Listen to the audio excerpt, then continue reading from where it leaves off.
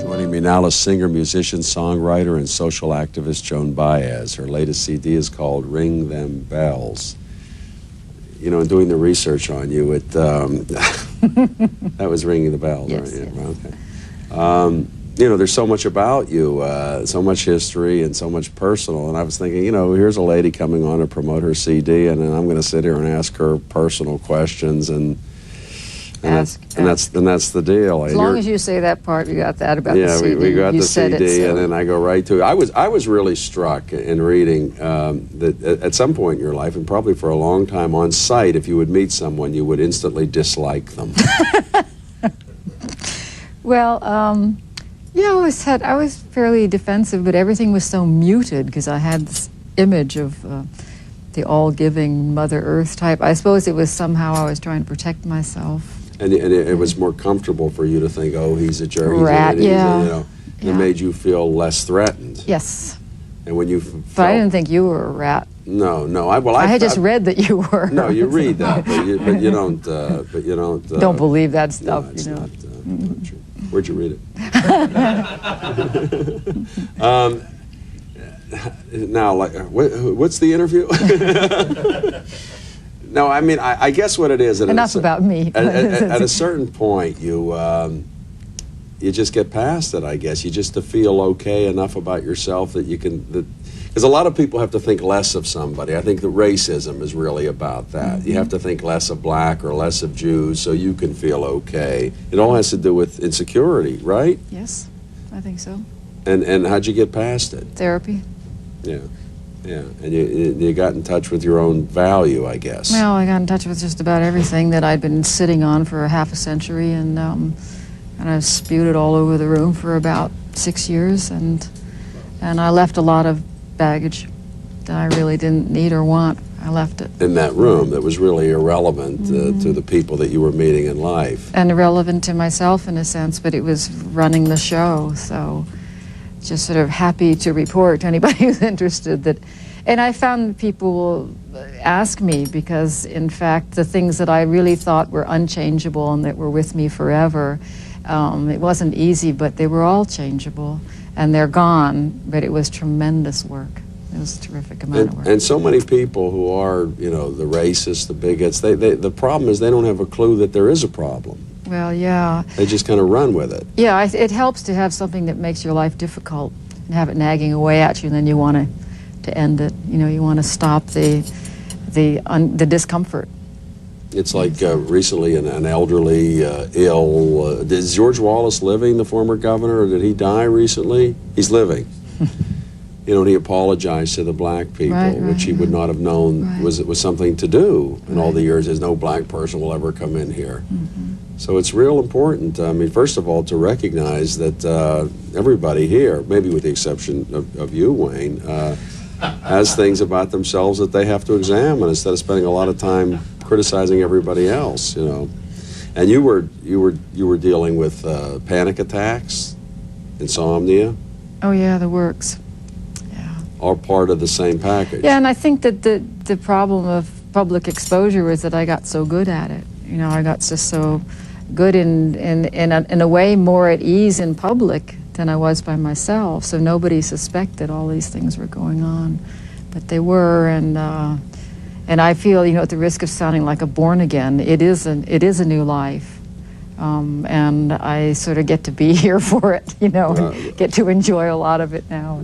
Here is Joan Baez, accompanied by Paul Pesco on guitar, singing "Don't Think Twice, It's All Right," and on the CD, this is sung by Joan and the Indigo Girls. Joan. Ain't no use sitting wonder why, babe, if you don't know by now. It ain't no use to sit and wonder why, babe, and it don't matter anyhow. When the rooster crows at the break of dawn, look out your window and I'll be gone. You're the reason I'm traveling on, but don't think twice, it's alright.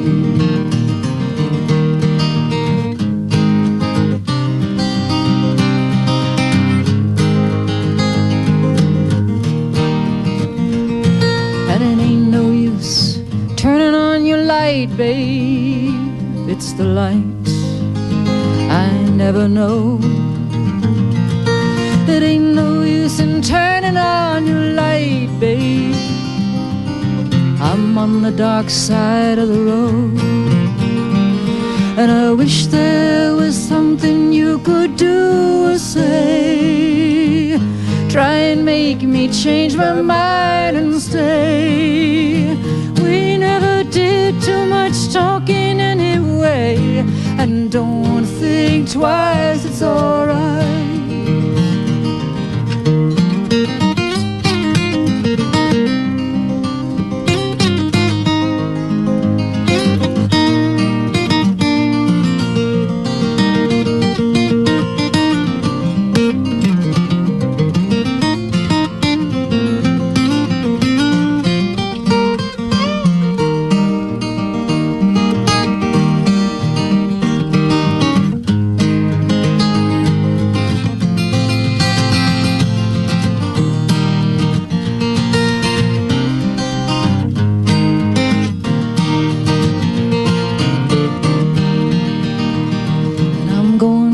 That long, lonesome road, babe, where I'm bound, I can't tell.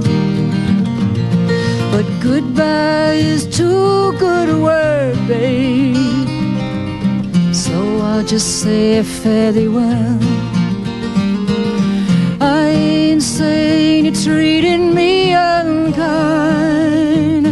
Could have done better, but I don't mind. You just kind of wasted my precious time. But don't think twice, it's alright.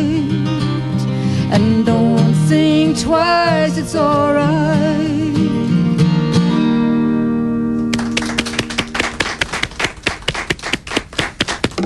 Great, great. She's walking over here, ladies and gentlemen, walking back to the chair, and here she is. She's here. How do you feel about singing these songs after all this time? Is it? I mean, I'm not going to mention some artists we have on singing some of their songs that they've done a long time. They'll do anything not to sing them. Well, I heard the ones that you wanted me to do, so I was pleased that we got off with this one. Right, right. Well, I'm always looking for something that the audience knows. I know. You know, and but boy, we had one group in particular we were on the show, and oh my goodness, they do anything but sing it. They kept wanting to fool around with me or fool around with each other. It's hard, I guess. I mean, how many years have you been singing? Well, see, I got tricky on the CD, and we found a different way to do a couple of the better known songs that made them unique. I do Diamonds and Rust with Mary Chapin Carpenter, and I do Dixie solo.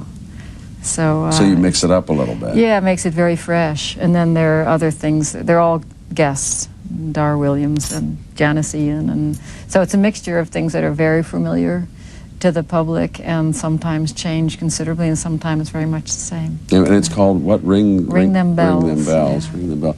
You must have known Martin Luther King, right? I did, yes. And how would you describe him when you knew him? Well, the part that people don't know about is that he was very funny. He had a terrific sense of humor, but I think that it was just he was in too precarious a position as a leader to share that. You know, he had to be serious, and he was also, of course, serious about what he was doing, but not about himself. And there's a big difference. You know, we tend to take ourselves very seriously, but things that need our attention we don't take seriously enough. So he was wonderful. Is that something that one of the things that you learned over the years, to take yourself less seriously, but take the issue as seriously? Well, I think I took, in some ways, I took life too seriously, but the things that I was serious about, I'm pleased I did. I'm pleased I was involved with. The issues. But I also, at the same time, was sort of given the gift of an understanding that whatever I did in this life was going to amount to that much, you know, in the big cosmos. And so I didn't get disappointed when the big changes that I hoped for were so slow and are so slow in coming. When you're 16 years old and you refuse to, the first recorded, as I read it, act of civil disobedience, you don't want to go out for an air raid drill. Right. What point were you trying to make? Oh, that an air raid drill was pointless. That I looked in my father's physics books and saw how long it took a missile to get from Moscow to Palo Alto High School, and it was a hoax. You know, we were all going to die if it came to that, so the point was to discuss the whole issue of atomic bombs and warring with each other and start looking for a different way. So and by participating in the drill beacons, yeah, I agree. Well, we can hide under, we can get under our desks and we'll be okay. Eat survival biscuits and we're going to be okay. And we're building the shelters underground at that time in the backyard. Right. Personally, it's a real treat here to meet you. Probably never would have met you if you didn't have a new CD and I didn't have a show. You know, so it's funny with show business. This is probably true. The show business brings people together. You weren't going to head up to Connecticut looking for me, right? And you live in L.A., right? No, I live in Northern California. Northern California. And you know, unlike that, because where does she live? Does Joan Baez live around? You wouldn't? I'm hurt. Well, I might. Anyway, thank you, everybody. Thanks to my guests. Thanks everybody for watching, and good night, everybody. Good night, Mom. Love you.